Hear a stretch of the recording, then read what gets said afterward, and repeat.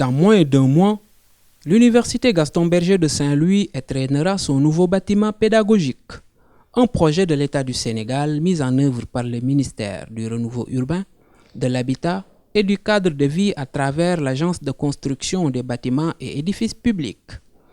Sous la direction de Sosé Diop John, directrice de l'ACBEP, la pré-réception a eu lieu ce jeudi 28 septembre et a été ponctuée par une visite méticuleuse des 30 salles de cours, des salles de réunion, des bureaux, de la salle de sport et de la piscine olympique. On est venu aujourd'hui à l'Université de Saint-Louis pour faire une pré-réception des travaux qui sont financés par l'État du Sénégal sous couvert de la Banque mondiale pour un montant de presque 7 milliards. Donc l'ensemble des travaux de génie civil s'élève à 6 milliards 500 millions et le reste a servi au financement du bureau d'études et du bureau de contrôle. Expliquant que la pré-réception est nécessaire pour régler les derniers détails avant la réception proprement dite, Sosé Diop John a reconnu que l'exécution du projet a connu un retard de 6 mois dû à quelques couacs rencontrés sur le terrain. Oui, il y avait de petits problèmes parce que le délai d'exécution était de 18 mois. On a fait 2 mois parce qu'au moment de l'exécution des fondations, nous avons aperçu qu'il y avait une ligne de tension de 30 000 volts. Et là, on a fait appel à la Sénélec pour le déplacement. Ça a pris du temps. Il y a eu également quelques changements au niveau des plans d'architecture qui ont été demandés par l'université. Et là, on a repris. On avait aussi le problème du rejet des eaux usées qu'il fallait régler définitivement. Donc, comme vous le voyez, ça nous a pris 6 mois de retard. Mais maintenant, les travaux sont complètement terminés et on peut rendre l'ouvrage dans 3 semaines. Les impairs dépassés, l'unité de formation en sciences de l'éducation, de la formation et du sport de l'Université Gaston Berger peut entrer en possession de ce bâtiment dès la rentrée 2017-2018. Chose qui enchante au plus haut point le recteur de l'UGB.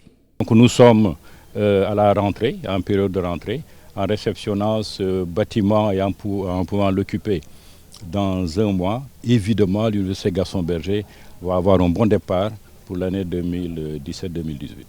La balle est maintenant dans le camp de l'architecte concepteur de l'ouvrage et de l'entreprise chargée des travaux. Mais à ce niveau, il n'y a pas à se faire un sang d'encre. C'est du moins ce que fait espérer Frédéric Pardos. Nous sommes dans les délais.